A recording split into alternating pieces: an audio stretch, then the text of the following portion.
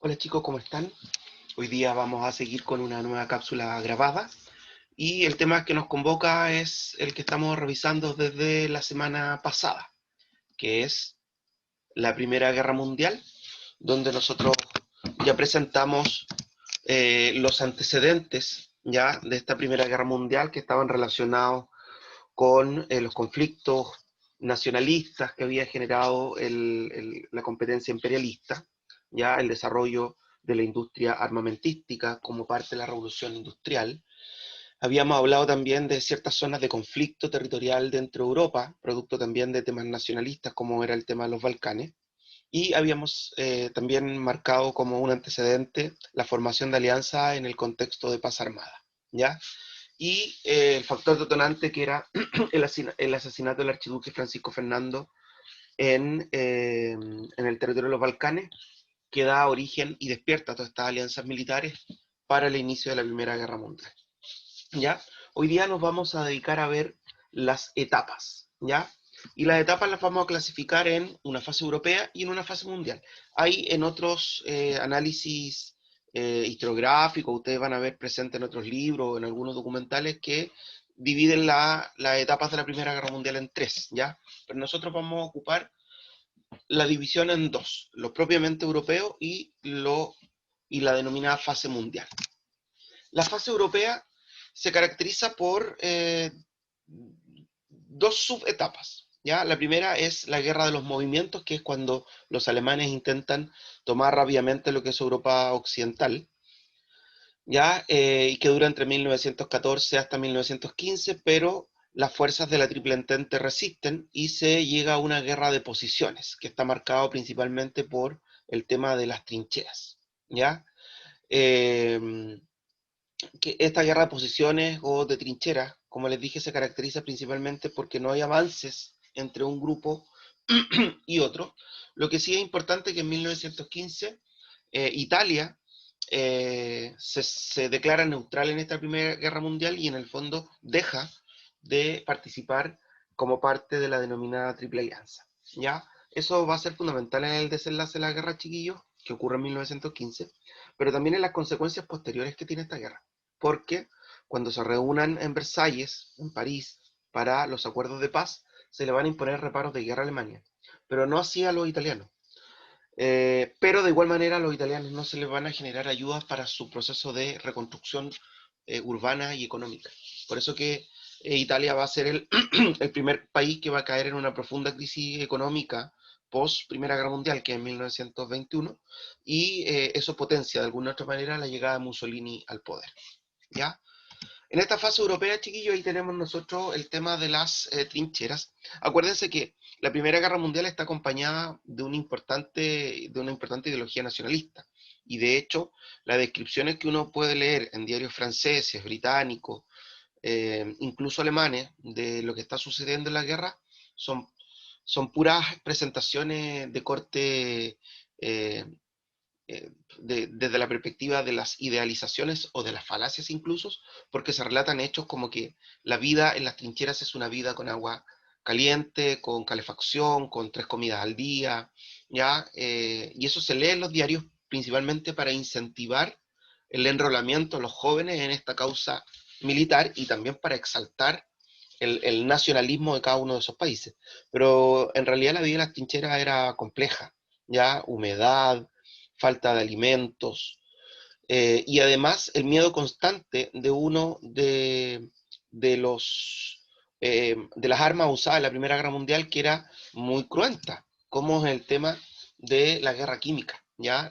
El bombardeo con gases, lo cual hizo de alguna otra manera que constantemente en la vida, en el diario vivir de este mundo de trincheras, se tuviesen que usar mascarilla antigases, ¿ya? De hecho, desde el punto de vista tecnológico, los más evolucionados eran los alemanes, ¿ya? Mientras que franceses e ingleses hacían todo lo posible para, para desarrollar la tecnología suficiente del equipamiento militar para hacer frente a estos bombardeos químicos, principalmente el gas mostaza. De hecho, chiquillos, uno de los puntos también importantes es que esta tecnología militar de las armas químicas va a ser una de las principales causales de muerte durante la Primera Guerra Mundial. Imagínense, chiquillos, que en esta imagen hasta los caballos llevan ciertos elementos de protección, ¿ya? Y acá tenemos elementos de la vida cotidiana, como yo les decía, están jugando cartas, pero con sus mascarillas antigases. También es importante, chiquillos, decirles que durante la Primera Guerra Mundial, todo el sistema productivo en Europa se dedicó a la producción de insumos para la guerra, ¿ya? Las industrias dejaron de producir lo que producían y se dedicaron a generar insumos para la guerra como las mascarillas antigases, los cascos, las botas, la ropa, ollas y todos los utensilios que se necesitaban en este mundo de trinchera. Obviamente que como la gran mayoría de los hombres, y sobre todo los más jóvenes, estaban enrolados en los ejércitos, esas fábricas vieron llegar masivamente por primera vez a la mujer al mundo del trabajo. Ya eso va a ser una de las consecuencias importantes de la Segunda Guerra Mundial. Otro de los elementos y que acompaña a las tecnologías que se incorporan en esta Primera Guerra Mundial, en esta gran guerra, ya, aparte del submarino, que también es un instrumento militar, están las primeras líneas aéreas. ¿Ya? El avión o los primeros vuelos se habían desarrollado a finales del siglo XIX y ya se ocupaban estos primeros aviones para el bombardeo aéreo, ¿ya? Y para tirar sobre todo las llamadas bombas químicas, el gas mostaza. ¿Ya? Y ahí nosotros observamos la acción de los aviones, ¿cierto? Los bombardeos y el tema de las trincheras. Y después de esta etapa de no movimiento, entre el 15 y el 17, viene la denominada fase mundial. Esta denominada fase mundial tiene que ver con dos motivos que ocurren en 1917, que van a ser el derrotero de la Primera Guerra Mundial. Primero, el ingreso a Estados Unidos por el hundimiento en Lusitania.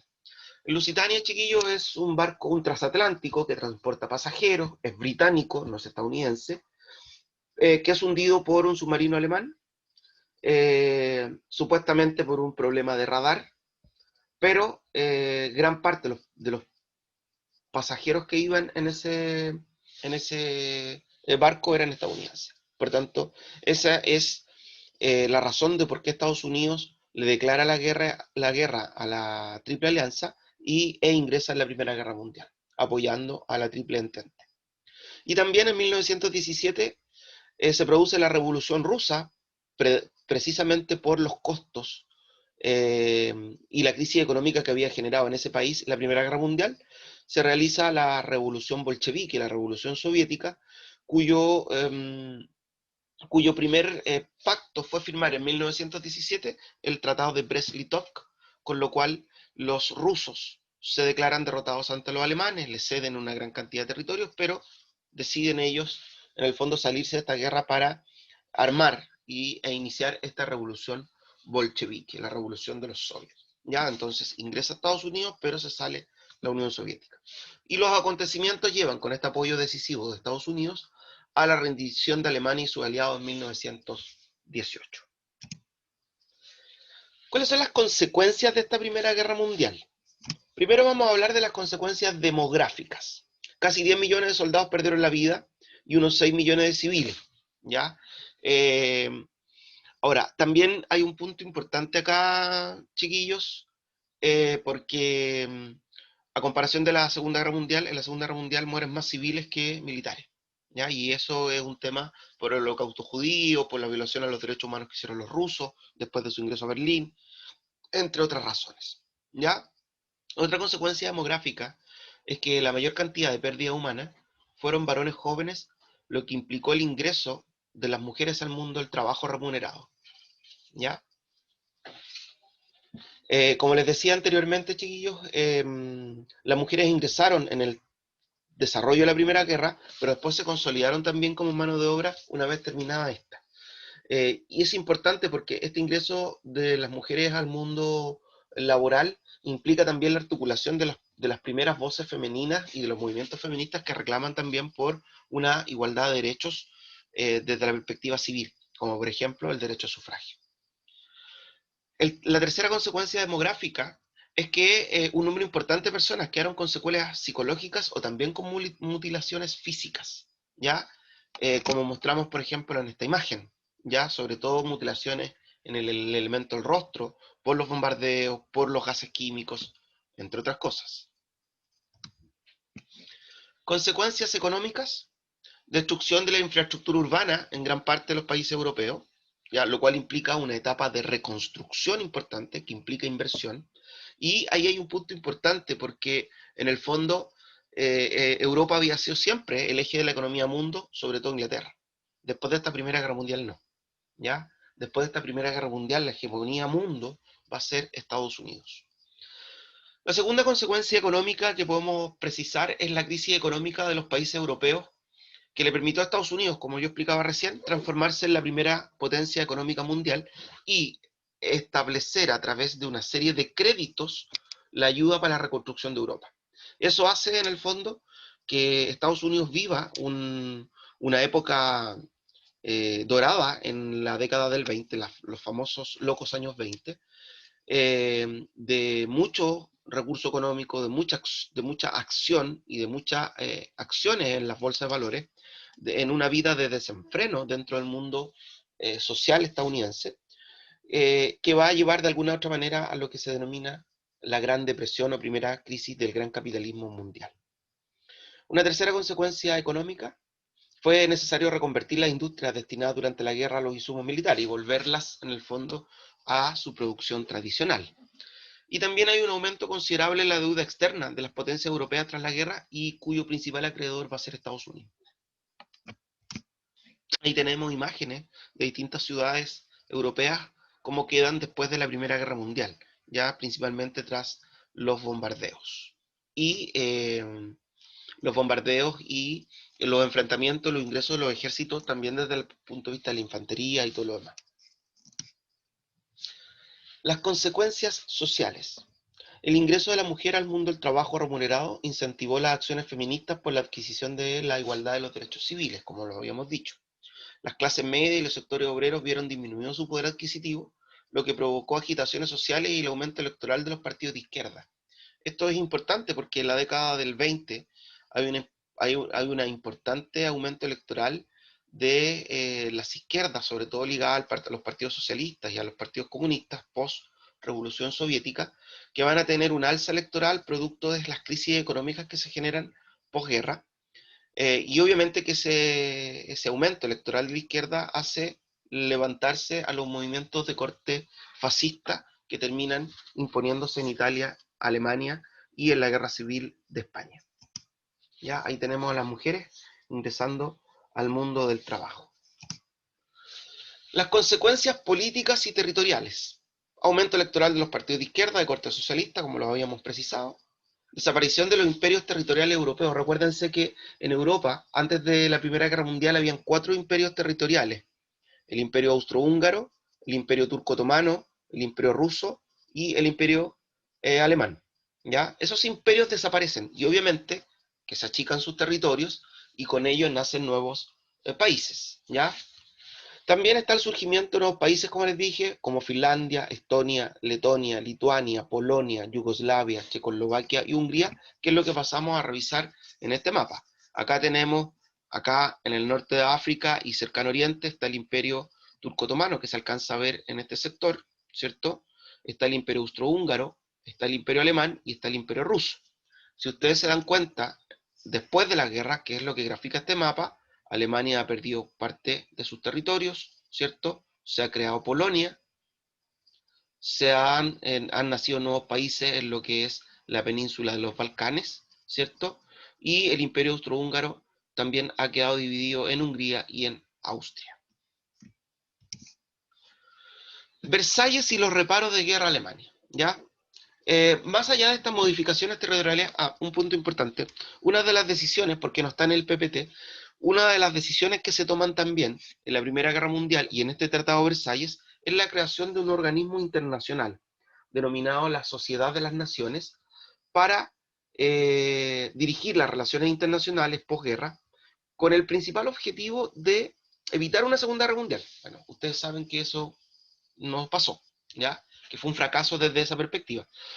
Uno de los grandes problemas que tuvo la Sociedad de las Naciones fue que no contaba con cuerpo militar, como sí lo tiene la ONU, que es la institución que se crea después de la Segunda Guerra Mundial. Y la segunda razón de fracaso es que la gran potencia económica del mundo, y también industrial, y también militar, de esta época, que era Estados Unidos, encabezadas por su presidente Woodrow Wilson, no firman el acta de ingreso. La rechaza el Congreso estadounidense. Por tanto, la Sociedad de las Naciones no cuenta con Estados Unidos, no tiene cuerpo militar, por ende le es muy difícil mantener a raya, ¿ya? El equilibrio del poder y el no desarrollo de un nuevo conflicto armado. En este Tratado de Versalles, conjuntamente con crear este organismo internacional llamado Sociedad de las Naciones, se le imponen reparos de guerra a los alemanes, castigos. ¿Ya? Yo ya les expliqué que a los italianos no, pero tampoco se les ayuda en la reconstrucción. ¿Qué castigos se le imponen a Alemania? Alemania va a perder los territorios de Alsacia y Lorena, que van a quedar en manos de Francia, motivo para la Segunda Guerra Mundial. Su ejército no puede superar los 100.000 hombres.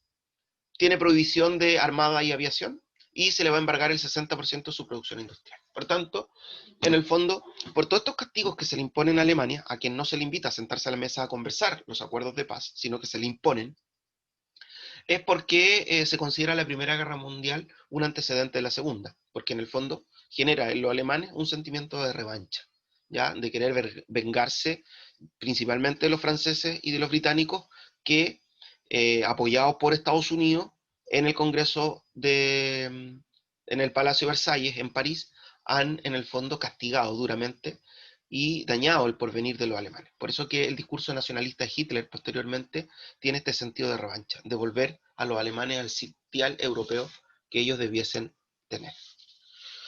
Consecuencias ideológicas. Cuestionamiento del paradigma político liberal y surgimiento de los regímenes totalitarios. O sea, van a surgir medidas alternativas a lo que es la república o la democracia, sustentada en los principios liberales. El fortalecimiento de la ideología del nacionalismo, que incrementó los sueños de revancha en el mundo alemán. La pérdida de valores humanistas se reflejó en el arte, la literatura y la música y sirvió de empuje a movimientos como el expresionismo y el surrealismo. O sea, hay todo un cambio paradigmático también en las artes. ¿Ya? Esa es la cápsula grabada de esta semana, chiquillos. Acuérdense que las dudas las resolvemos en el horario de chat. Y como actividad yo les voy a dejar algunas cosas que tienen que realizar desde su libro. ¿Ya? Que estén muy bien, nos vemos. Cuídense.